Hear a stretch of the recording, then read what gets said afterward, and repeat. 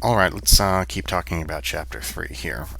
Something I meant to mention in the last video and forgot was this idea of search engines that are sort of optimized for people that are doing any sort of cybersecurity. And the book mentions a couple of those, but the one that I have pulled up right here is one called Shodan. And this is, you can get to it just by going to shodan.io here, and it's gonna want you to log in with the username and password. But if you've already got a Facebook or Google account, you can just sign in with one of those, or you can give yourself create a new login.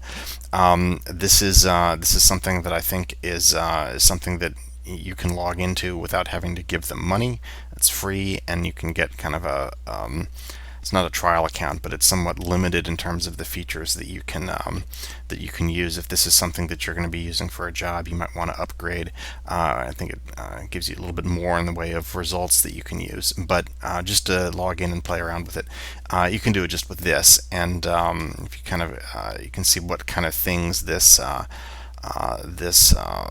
is designed to find. This is gonna, if you want to spend some time clicking around here and seeing what's there, it's probably worth your time to do that.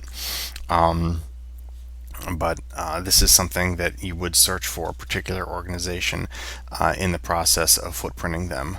There may be things that show up in Shodan or any of these other websites that are optimized for security professionals that would not necessarily show up in something like Google or Bing or whatever your search engine of choice is.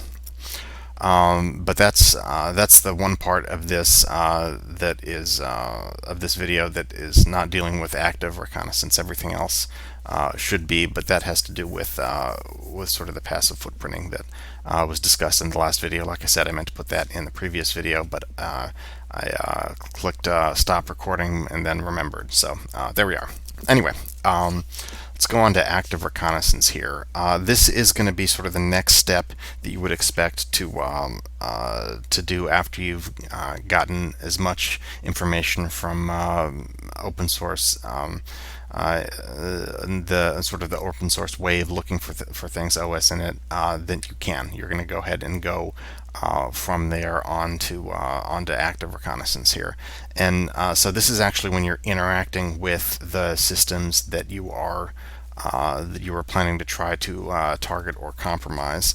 And there's a couple different ways you can do this. Some of these should be familiar based on the first half of this class, and some of these may be a little bit new or things that we haven't thought about before. If we're actually targeting hosts, we're gonna do an active scan that looks for stuff that is there on the network. If we're looking for services, obviously this is going to be things like somebody's website or their FTP server, or whatever they're running on their mail servers. Anything that's a service that runs within the company is going to be something that falls into that category.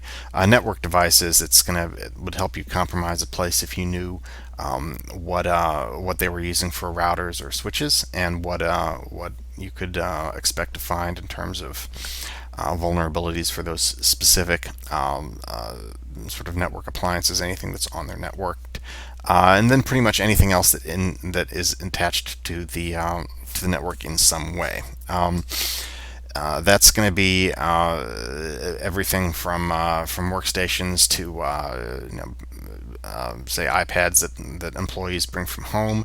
One of the last chapters that we had in the previous textbook was talking about the Internet of Things. Anything that's an Internet of Things thing that's connected would sort of fall into this general sort of other category. This should be something that's pretty familiar to you, so we're not going to spend too much time on it. And that is, anytime you're doing any sort of port scanning or enumeration or anything like that, there are certain ports that services typically use. And if you're able to connect to those ports, the most likely explanation is that service is being run on one of those ports. So the book gives you a list here of some of the common ports that are used for the services that you're most likely to encounter. Those are this should resemble pretty much the same sort of thing that you see in a whole bunch of your IT classes, and I think probably most of you are aware that POP3 uses a particular port, and IMAP and HTTP and HTTPS and SSH and some of those. A couple of these are going to show up in the homework assignment that are some of the more commonly used ones. Not everything in this list is something that you have to memorize, but it's a good idea to be able to have a basic familiarity with what these things are. Again, a considerable amount of what we're talking about today is a review from the last half of the class, so these should be concepts that are familiar here. One of the things that you can do is different operating systems have sort of different characteristics for how they act based on sort of characteristics that they are demonstrating once they're on the network. And if you know what those characteristics are, it's going to be possible to take a look at those attributes and determine what operating system somebody's using. And this is useful because different operating systems are going to have different vulnerabilities, and you don't want to spend a whole bunch of time looking for vulnerabilities that only work on Microsoft Windows if everybody in a particular office is using, say, a Mac. That's probably not going to work.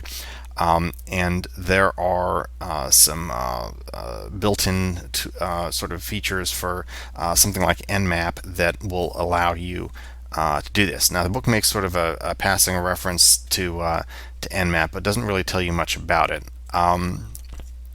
If you were looking to get a copy of Nmap for yourself, this is the easiest way to do it. I think probably most of you that have Kali have this built in, but if this is something that you want to run on Windows, you can go ahead and download it for Windows too. It'll work on either one of these things, but if you just go to nmap.org and then look for the download button that's over here, it will take you to this page, and probably what you're looking for are these pre-compiled binaries for Windows if you're running this. So that's about all we need to say about that for now, I think. But if that's something that you're interested in messing around with further, I'm pretty sure we actually used Nmap in the first half of this class, so that should be generally familiar to you.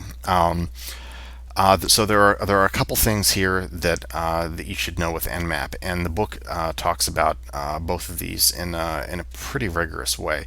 The first thing is that there are a whole bunch of Nmap options that you can add on there to modify the output and how Nmap acts. So these are three of those things here, but there's more in the book where it talks about ways you can use Nmap, and if you wanted to look for OS or the OS that's running and give you likely facts about that, that's something that you can take a look at. So I don't think there's anything else we need to say about that.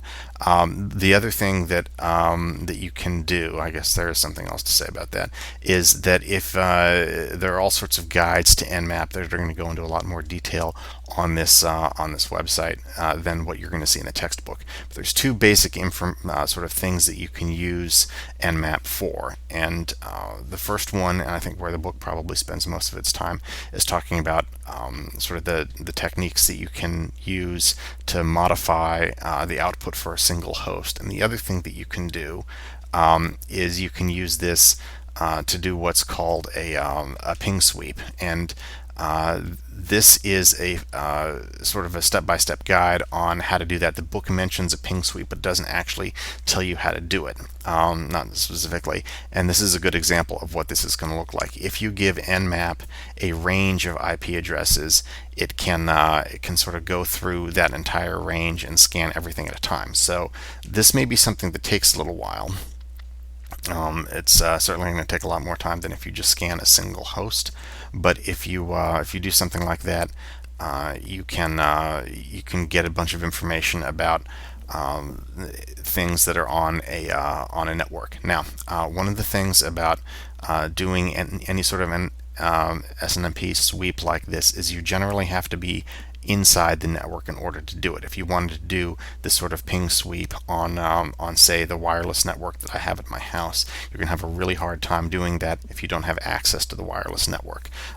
So this isn't something that you're necessarily going to do to start off your scan. This is something that you would do if you were, say, a white box tester that was already had access to the network, that you were looking for insider threats or something. If you're a black box tester, you're probably not going to do something like this until you already have access to the network. So I think that's probably about all we need to say about how the sort of the Nmap options here.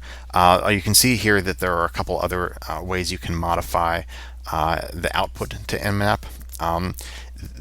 It's a generally a pretty good idea to be familiar with some of these options if you're going to go take the Pen Test Plus certification. There is a large section about Nmap options and how you can you need to be familiar with them and be able to tell the tester what various options mean, and if they give you a command, you need to be able to interpret it. So I think that's probably all we need to say about Nmap at this time. So something else to be aware of is that any network any network that you're trying to penetrate or analyze is going to have what it refers to as a topology, and this just means how everything is connected logically. It's not necessarily what room things are in, but if you have servers or VLANs that are set up to connect certain areas of the network to other areas of the network, understanding the network topology is going to help you to get around the network. So this is something that's going to be generally important for penetration testers. If you get on somebody's network and you have no idea how it's going to put together, it's going to be a lot more problematic and a lot more cumbersome for you to get your way around that network until you understand exactly what's going on there. So this is a screen capture from Nmap, which is the GUI tool that is sort of put on top of Nmap. I think we actually used that in Cali last mini semester as well. But that's something that Nmap can actually map out what it thinks the network topology looks like. And you can kind of see that the center of this is the local host where you are, and it's giving you sort of connections to everything else here. Yeah, so this is we were talking about SNMP sweeps and doing that with Nmap earlier. So be aware that this is the sort of thing that this is no longer passive footprinting. This is taking a look and actually scanning things on the network. This is something that you want to be real careful when you're doing this on somebody else's network. It might annoy the network administrators or trip small alarms. So be aware of that. I think most of you have used Wireshark to do some sort of packet capture. In fact, the one feedback that we get from students in the IT department here is everybody complains that we use Wireshark in every single network class that we use. And so we're not going to go over network Wireshark here, but one of the things that I want you guys to know is that Wireshark is one of a couple different programs out there that will allow you to capture packets on the network and look at what those packets are. It's not the only one that does it. There are some that are designed to do this with Wi-Fi. Now, Wireshark will work with Wi-Fi, but there's a couple others that do as well. Generally, it's going to be easier to capture packets on a Wi-Fi network than it is on a wired network, depending on how it's set up. But that's something to be aware of. A lot of times, you can get more information by capturing packets and then doing some sort of analysis on them. Now, something else that we haven't talked about so much yet is packet crafting. Packet crafting is going to be a little bit different. This is normally when you are on the network, you're sending out packets on a pretty regular basis, but those packets are all generated automatically, and they work. They're designed to sort of work in ways that the network devices are going to expect. This all sort of just falls into the category of things that we expect to happen. If it may be valuable for a penetration tester to make up a packet that is designed to exploit some sort of bug in depending on the way that network devices are configured, or what you're going to be interacting with out there.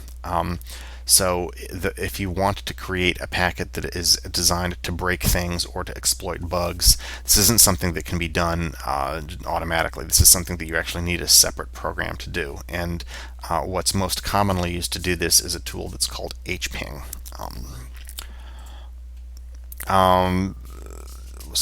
The book talks about enumeration here, and it doesn't really actually give you a clear definition of what it is. So I'm going to pull up this website right here, which is actually also referenced in the homework.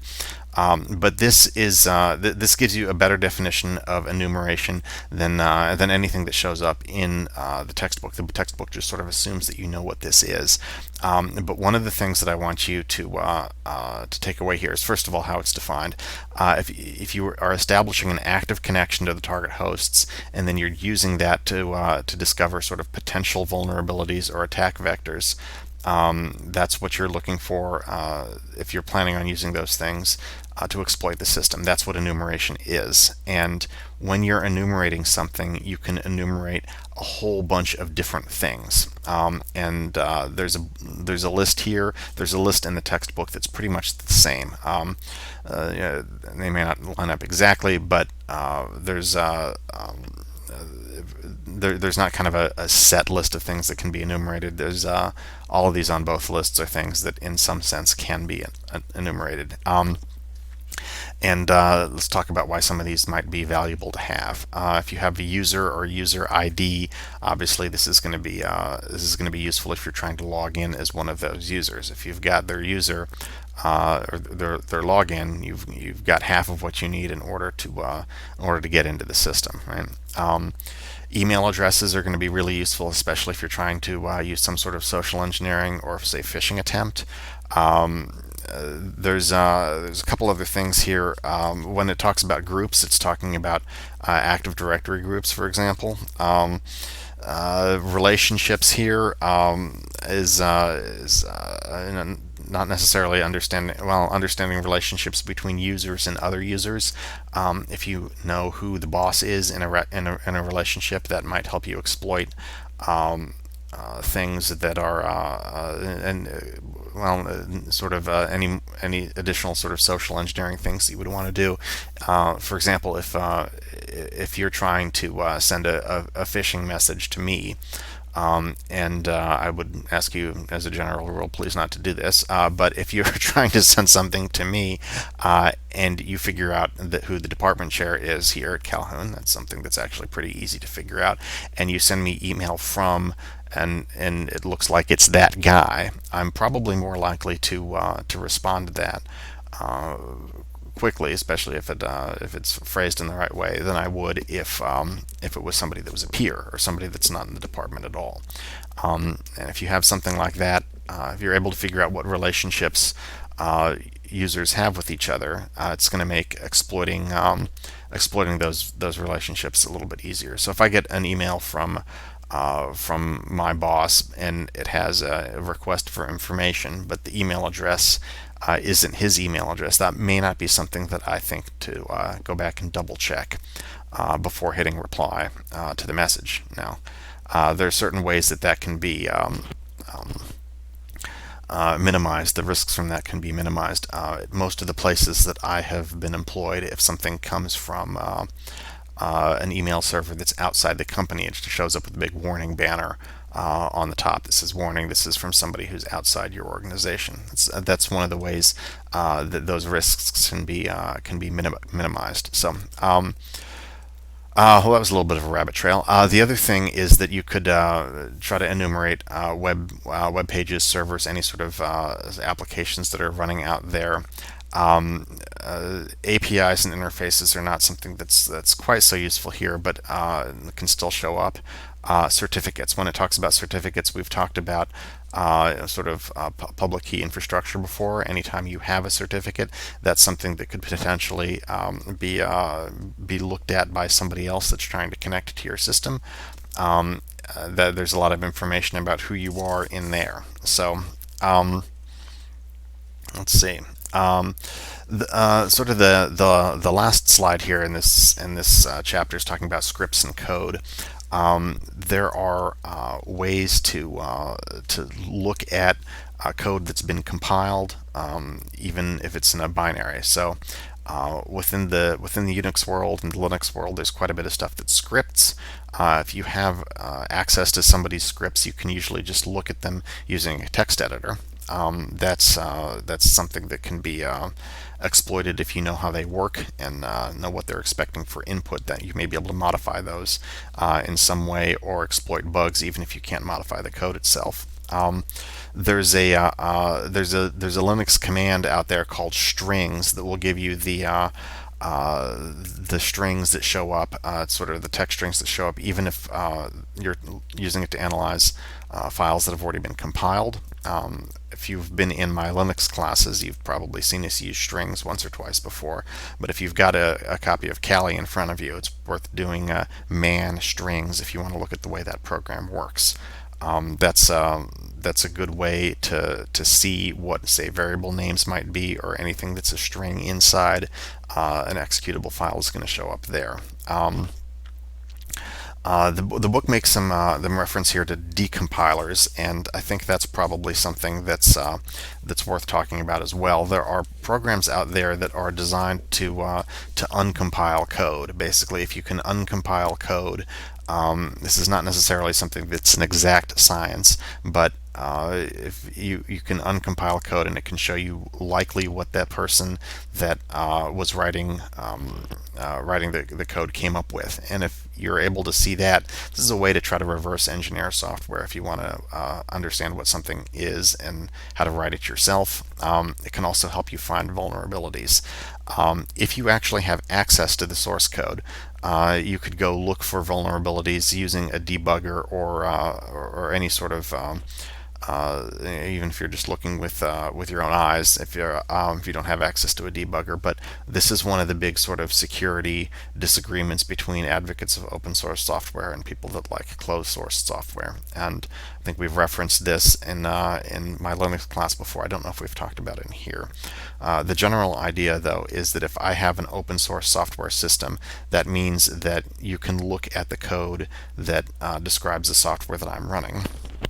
And if there are bugs in the code, you can exploit them. That's the downside. But the reverse for that is, if everybody has access to the source code, the odds of somebody who's a bad actor finding the bug first are fairly long. So it depends on if you want to have something like Microsoft Windows, where only Microsoft has the source code.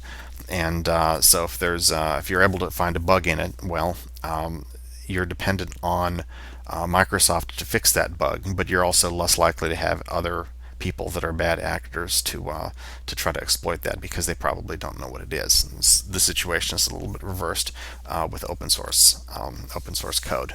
Sure, the bad guys can find the exploits, but so does everybody else. So they shouldn't be around that long if you keep your software updated.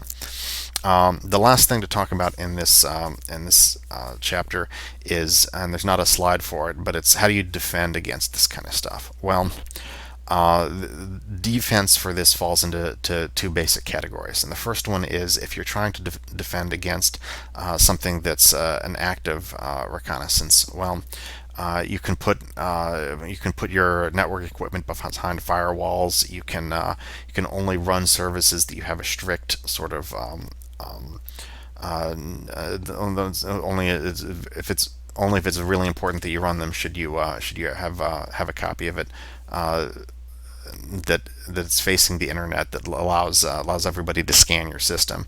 There's some other things that you can do here. The book lists a couple of them. They all boil down to locking down your system and turning off services that you don't need, putting things behind firewalls, and intrusion prevention devices, IPSs, another thing that can help here. Now, it's a lot harder to prevent people from gaining passive information about you passively. There's you can blacklist some IP addresses if you figure out that things are coming from other countries. I know quite a few people that just by default will block all access that's coming from, say, North Korea and Russia and a couple other places. Any place that is known to have known to have large concentrations of hackers, you can block unless you've got customers in that same area. Anytime you go to a website and it says to do this stuff to make sure you're not a robot, I think probably everybody has seen that. That's another way that can be that prevents people that are passively gathering information. If you that's going to keep web crawlers from getting to a lot of your equipment, and that's one of the ways you can help. The other one is particularly for something like Whois. There are various companies out there that will register a website for you, and so they are the ones that will show up in Whois data, and then they will turn around and let you use it, and you can generally pay them more to not disclose who you are. So this is another way that some people have, particularly if they're up to something that is sort of marginal legality, shall we say, on the internet. This is a way you can prevent people from finding out who you are. There's Whois really only works because most people are sign up as themselves, basically. But there are services and registrars out there that are designed to hide information. That's one of the ways that you can hide information as well. There's a couple things you can do to lock down zone transfers as well. And a lot of it just boils down to being careful with your data. But that's about all we're going to talk about for Chapter 3. So I will plan to see you guys on the discussion boards, and then later when we pick up Chapter 4. All right.